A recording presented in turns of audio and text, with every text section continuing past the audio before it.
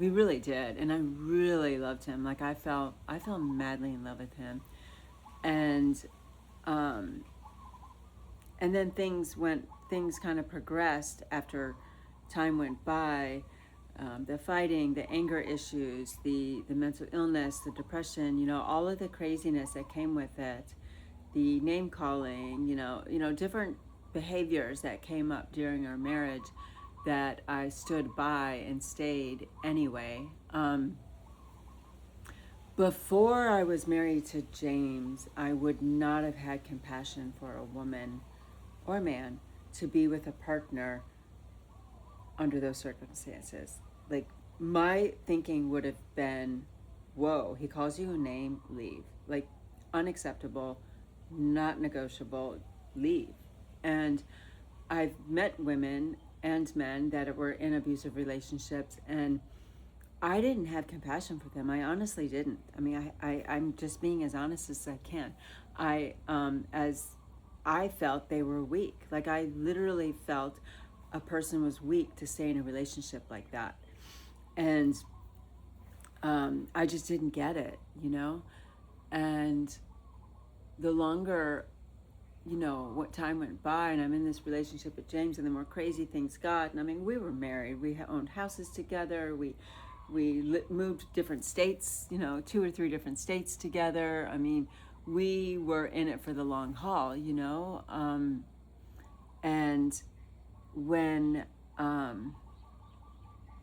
we had everything financially together, and we were committed. We were definitely really committed in being together and being married. So when things just started getting crazy and I didn't leave, I started understanding, like what's wrong with me? Like, how did I get in a relationship like this? Me, Miss Strong Woman, Miss Independent Woman. How did I get in a relationship where my husband calls me names and I'm still like forgive him and love him anyway? Like how did I get in that? And just the whole thing. I really had to learn and accept that it wasn't weakness. Like, I wasn't weak for being with him. I wasn't weak for staying. Like, there was so much more to it. And I really learned a lot of compassion on why people are in relationships that are toxic or unhealthy, or where there may be abuse or all kinds of stuff, like I never understood it before that. And I really get it now. Like, it's definitely not weakness. It's definitely not weakness. Sometimes it's love. Sometimes it's attachment. Sometimes it's fear. Sometimes it's compassion. Sometimes it's this hope and believe that they're going to be different. Sometimes, you're just so, you think it must be you that's causing it. It must be your fault too. Like, let me work on fixing things. There's so many things. There's also what they call like survival mechanisms where you're not even experiencing what's happening. You're just going through it until you're not going through it, just so you can have harmony and peace in your life, just to survive, like there's so many things that happen. And if it wasn't for that relationship, I would have never understood any of this. Like I could read about it, research it for years, and I still wouldn't understand it. I would still actually deep down think, well, all they gotta do is leave. Like, why aren't they just leaving? So what I'm talking about here is how much we learn from different connections and relationships in our life, and I learned a lot from that. So so much came out of it. And it wasn't a terrible relationship. Some people are like, oh, you just went through so much hell. I mean, yeah, it was very intense and very insane for a lot of things. But we also had, when things were good, things were really good. Like when they were bad, they were bad. But when they were good, they were really good. So we really had a lot of fun together. We really connected well together. Like, we had a solid relationship. He was totally there for me, whatever I needed. He was completely supportive.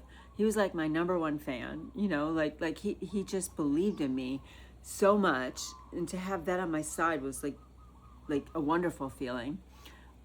He was so helpful around the house. Like he literally like did anything that was needed. He was a really great husband in many ways. And he was my friend. I mean, when things were up, we had a really good time, you know. But and I learned so much on how to be with somebody in that relationship. Like I think everything that we go through helps us evolve and be better people, you know. But before him, I was in a really solid relationship that we really never fought. It was just a really solid relationship, and just a lot of love and a lot of intimacy, a lot of closeness, a lot of hugging.